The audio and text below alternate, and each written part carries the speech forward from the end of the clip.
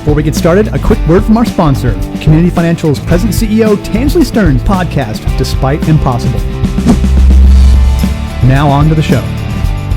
Studio Lounge interviews at America's Credit Union's GAC, brought to you by PSU Co-op Solutions, Correlation, Smart Vault, Despite Impossible, Connective, Q2, Acubo, and Advantage. Welcome back to our continued coverage of America's Credit Union's GAC here in wonderful Washington, D.C. Look who's in the Studio Lounge, Mr. Kyle Stutzman from the fine organization called Janusea. How are you, sir? I'm doing well. Good. Thanks for having me here. You are welcome. You're kind of closing up our coverage here on the first night of the GAC. How is it in the big exhibit hall in there? Oh, it's awesome. There's a lot of energy, yeah. I think so. That's what I've heard. I meant to walk in, spend about 30 minutes. That never happens. I know. You're in there for the duration. Yeah, I didn't make it very far.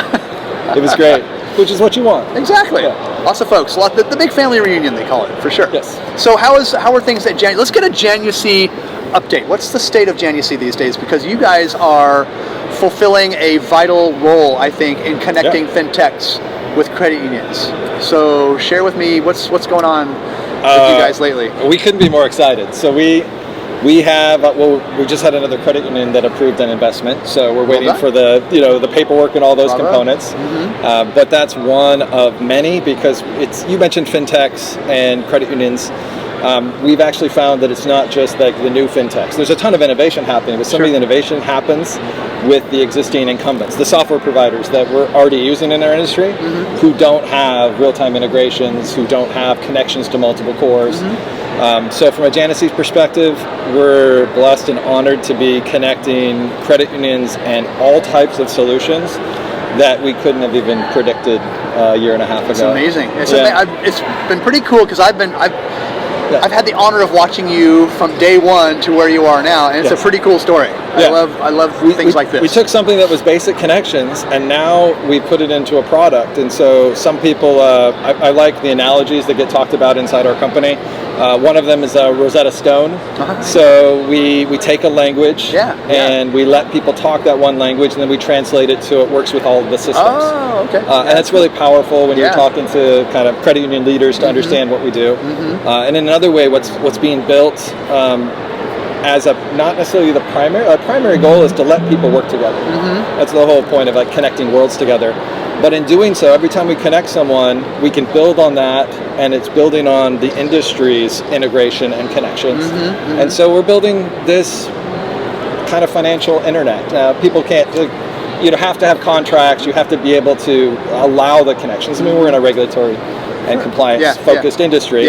But that being said, it's so much easier for you to connect with someone or to do a new integration once you've started that journey. We have a credit union that started with new account opening, and it's exciting because they called us up and they said, well, we never thought that we would have this ability to do these integrations. We have something we want to do with our SEG.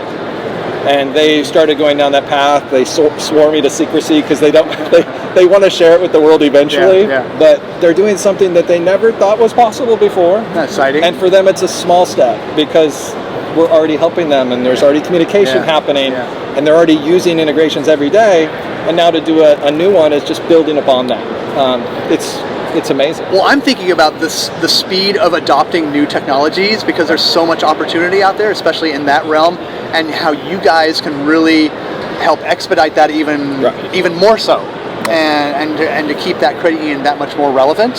So share with me that kind of concept, where you guys are really expediting things. Let's use a real example from this week. So we have KSAP working with a credit union in the eastern part of the country, and we have Banking On. So KSAP does kind of a dispute resolution and then turns it into a positive experience for the member, and allows employees to use those solutions. So starting out with them, we can basically get them up and running with the institution. We expect it to be 30 to 45 days for them to actually be using a new solution in a user acceptance testing, and then they get to roll it out to use with members. And the same kind of thing's happening with a family banking app. So you have kids, right? Yes, so I do. Last I checked. That work where this company is so excited to be able to offer goal setting, for like what their kids are saving towards, to do chores, to do all these sorts of, they're here, they're going to talk about all their solution.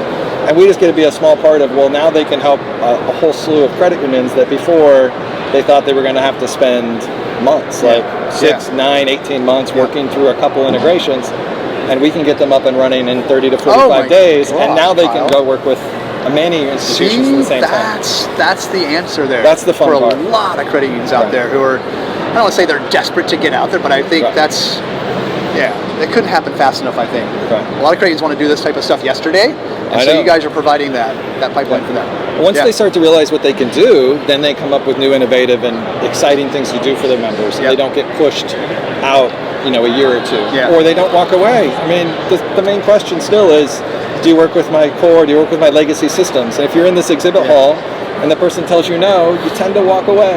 So we've worked to solve that problem. And now not only can the fintechs and software providers answer that question, what's really powerful is now our credit unions are answering that question, saying we want to work with you, and we have a team and a platform that'll make it happen.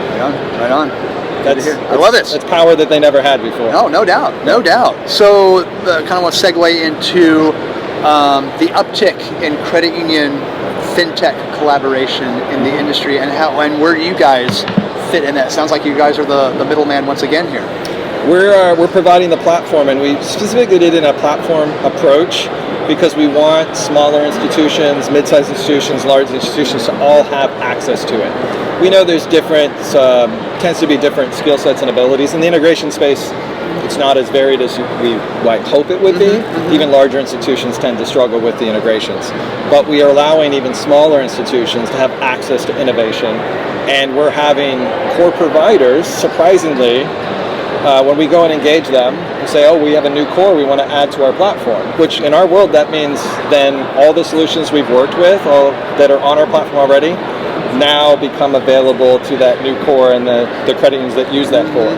But we're having them come and they say, well, we would love to have that integration because now we don't have to go write another 10 to 15 software, and every time you add one to that side, it's something that helps our customer base without us maintaining a bunch of additional integrations, because they get inundated with software providers, with fintechs that say, hey, we just need in your program or we won't be able to sell our solution.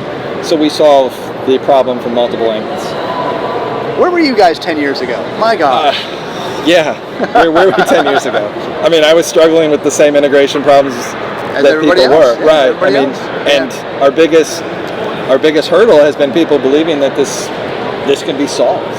I mean, we've lived with it so long that a lot of times it's a shock when people know that Janusea exists and that this can be done at scale and can work towards. I was in shock when you guys first told me about this, just a couple of years ago. So this is pretty, and now it's all coming to reality, all coming to fruition, and making this a reality for credit unions, which is such a cool story. So that's why I like it so much.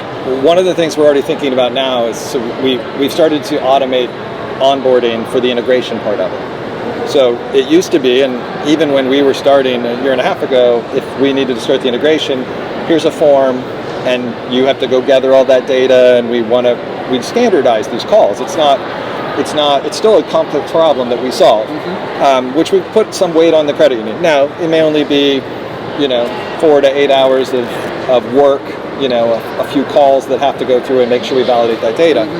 But now we've moved to being able to pull the data directly and get 95% of that data up front so that the credit union doesn't have to spend the time to do that.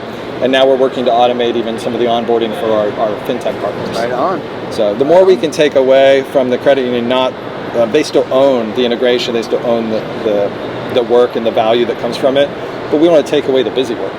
So that's where our new energies are being spent. All right. If we're going to get 100 plus connections live this year, which is our goal, there's a lot of automation that has to happen in that. So we're already on that path. I think you'll get there. We have so you want to know what's going on right now? We have about 20 credit unions actively engaged with some new innovative solution that they're working on over the next 2 months. You're a fifth of the way there. Yeah. My math is correct. Well, there was some work done before, and there's plenty that's queued up after, so we're feeling pretty comfortable about that. But what's really exciting is the excitement in credit unions' voices and leaders. Oh, no doubt, especially when they find out about you for the first time too. Right. So yeah, like you said, the shock is like, oh my gosh, really, we can do this? Yes, you can. So good stuff. Anything else to add, sir, before I unleash you onto the evening? No, I mean, right now, as I said, we feel pretty blessed with all of our partners. We have fintech and software providers. We have credit unions. We just have, investors that are, Envisant was the most recent one before ICUL, and Envisant was the most recent that joined us before this credit union that I just didn't get approval to announce it. They just approved at the board, so I'm going to have to hold that back for probably a week or two. Okay. But we're really excited and thankful for all those people that are coming along. So we get to be an important part of building this platform, but what they're really excited about is the value it provides to the industry, and we love being part of that. Right on. You guys are in the mix for sure. We'll keep up the good work there at Janusea. Thank you. And look forward to keeping tabs on you guys. Seeing all the You'll see us around. I think I will. All right, man. All right, Kyle Stutzman, everybody. Thank you. Janusea, go check them out. Well done. Thanks.